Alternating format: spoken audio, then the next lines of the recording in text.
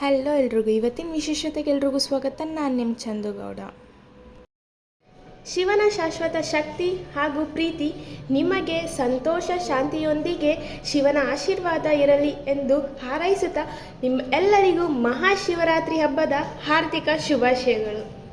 ಹಾಗೂ ಎಲ್ಲ ಮಹಿಳೆಯರಿಗೂ ಅಂತಾರಾಷ್ಟ್ರೀಯ ಮಹಿಳಾ ದಿನಾಚರಣೆಯ ಶುಭಾಶಯಗಳು. ಇವತ್ತು ಶಿವರಾತ್ರಿ ಹಬ್ಬ ಆದ್ದರಿಂದ ನಾನು ಸ್ವಲ್ಪ ಟ್ರೆಡಿಷ್ನಲಾಗಿ ರೆಡಿ ಆದೆ. ಎಲ್ಲರೂ ಟ್ರೆಡಿಷ್ನಲಾಗಿ ರೆಡಿ ಆಗುವಾಗ ನಾನು ಸ್ವಲ್ಪ ಚೇಂಜಸ್ ಇರಲಿ ಅಂತೇಳಿ ನಾನು ಟ್ರೆಡಿಷ್ನಲಾಗಿ ರೆಡಿ ಆದೆ. ಪಿ ಜಿಲೂ ಕೂಡ ಒಂದು ಒಳ್ಳೆ ಹಬ್ಬ ಥರ ಫೀಲ್ ಬರ್ತಿತ್ತು. ನಮಗಂತೂ ಬೊಟಿಗೆ ಹೋಗೋವಾಗ ಮನಸ್ಸಿರಲಿಲ್ಲ, ಬಟ್ ಆದರೆ ಹೋಗಲೇಬೇಕು ಅನ್ನೋ ಸಿಚುವೇಶನ್ ಇತ್ತು. ಸರಿ ಅಂತ ಹೇಳ್ಬಿಟ್ಟು ಬಾಕ್ಸ್ ಅಂತೂ ತೊಗೋಗಿರಲಿಲ್ಲ, ಮಧ್ಯಾಹ್ನ ಇಲ್ಲೇ ಊಟಕ್ಕೆ ಬರೋದಾ ಅಂತೇಳಿ ನಾವು ಪಿ ಜಿಯಿಂದ ಅಂತೂ ಹೊರಟ್ವಿ.